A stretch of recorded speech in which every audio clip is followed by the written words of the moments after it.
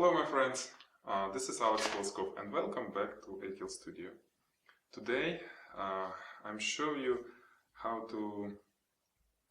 we use focus stacking in our macro photography. On a focus stacking you do several shots of one subject and then you combine them together. But the difference between each shot is where we have a focus point on the object. Why we need it? You know, in product photography, in jewelry photography, it's sometimes, and I would say most of times, it's very important to get the whole subject in the focus.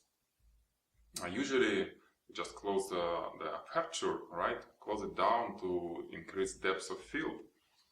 But it's not possible sometimes to get the whole thing even with closed aperture. Plus, the diffraction works against us, so depends on the lens. There is a limit till we can close the aperture, but still getting the nice quality images. After that limit, the thing gets blurry and we lose the contrast, we lose details. So that's where focus stacking can help us. There are two ways to move focus through the object. One, which is not right, by the way, to change a focusing point by adjusting the lens focus. And but the correct way to do it is to move camera towards the subject or backward, depends on where focus is, to move focusing point. What do we need for focus stacking? This is macro focusing rails. You can move the camera by rotating this micrometric dial, or how you call it. So we can have very small adjustments of the position camera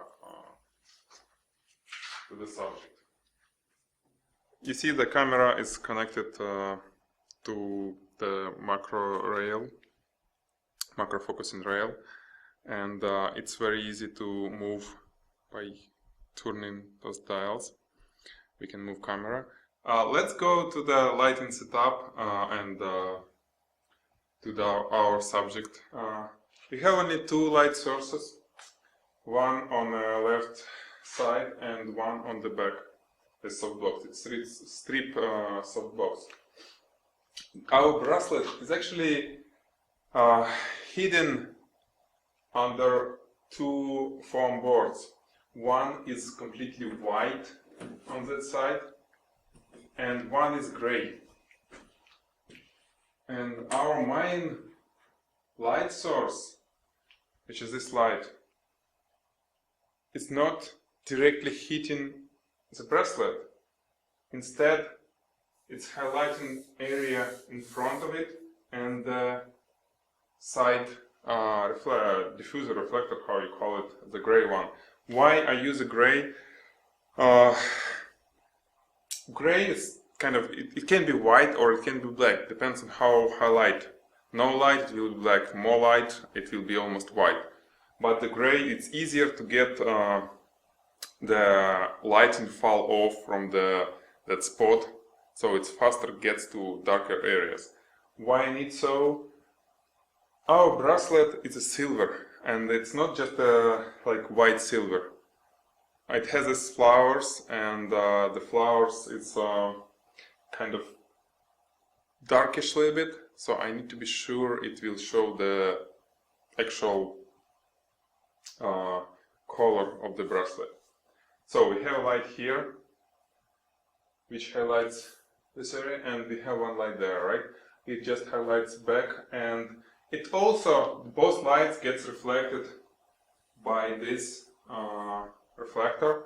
So it's mostly like huge softbox. Why huge? Because comparing to the size of the subject, it's big, and everything gets reflected.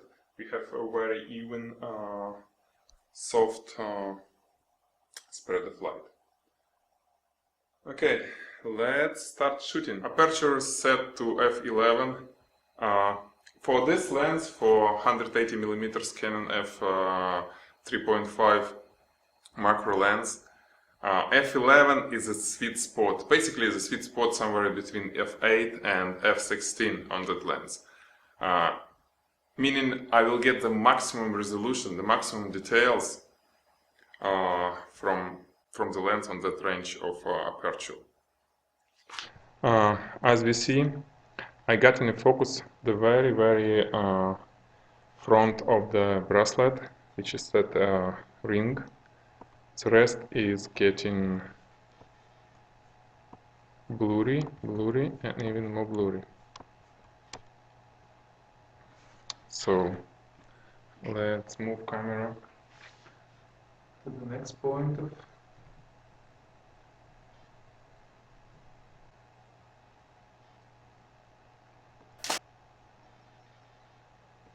Okay, now we got this piece in the focus. The ring is still in, but we slowly moving focus towards the end of the bracelet. One more.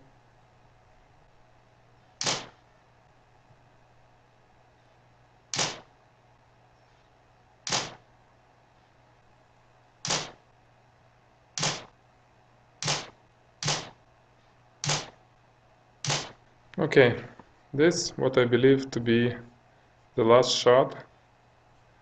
We have the last piece of the bracelet in the focus, and the rest is really blurred. And now we can start stitching it together. We got all our images, 12 images selected, and it's in bridge, right? We go Tools, Photoshop, Photo Merge. Photoshop CS5 Extended. I'm not sure if its regular version has the same feature. Maybe yes, maybe not. Truly, I don't know. So it gets loaded, and now it gets some time to load those megabytes of image. And we use Auto. We unselect blend images together, and as you see, we have all 12 images here, which we selected in a bridge. So I just click OK.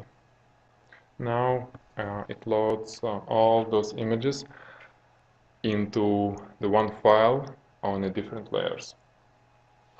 That's what happening here. You see, next image appears as a new layer of the file. All right, we have our image. Now we need to select all of the layers and go to Edit, Auto Blend Layers, right? And we just select stock images. Not a panorama, but stock images. Okay, we got our image. And now we can take a look at the whole image.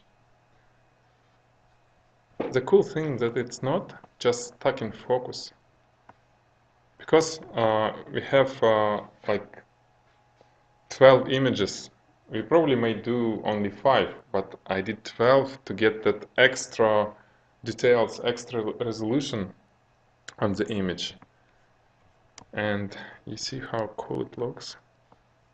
Every tiny detail is in focus.